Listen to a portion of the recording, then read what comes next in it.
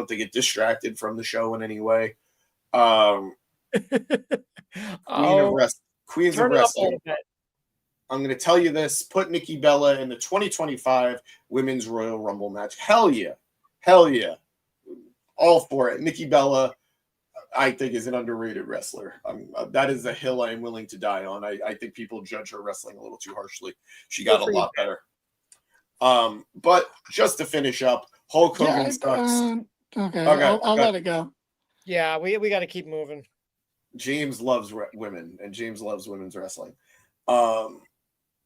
I think it's just because she dated your favorite wrestler, the one. No. I legitimately liked her run with the Divas title. I think she put in a lot of work to become a better wrestler. I think it's hilarious that Brie, who started as the better wrestler, became atrocious, and Nikki got better. But the reality is, by the time she got better, we were done with Nikki, and we were transitioning out of the Divas era into like the women's wrestling era, like the women's evolution, the women's revolution.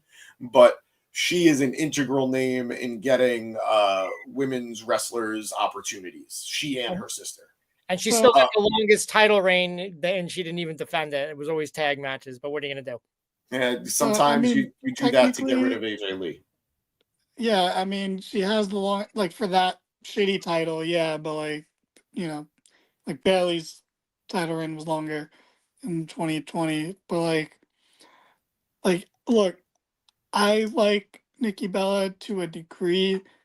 I think some of what you said is true, and I see it. Like, she definitely improved. I'm not gonna pretend she didn't, but like, I think she improved to like a C plus, which is fine. Yeah, like it's like she improved to like a C plus in a time where women's wrestling was getting really good. So even though she improved, it still was passing her by, and that's fine. That's not like she was a product of her time, and like, you can feel however you want about the Total Divas stuff, and like, I hated it at times, or almost all the time, but it's good exposure, and it got people into wrestling that would never have been into it otherwise.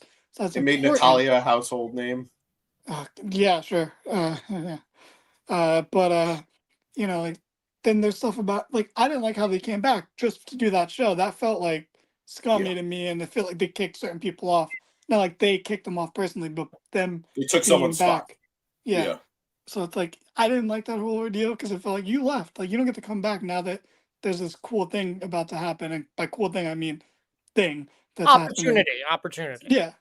So like, to me, like, I never loved that, but like, with everything that she's gone through very recently, I'm very happy for her in that regard. I'm glad she's seemingly doing better and okay and there and happy to be there.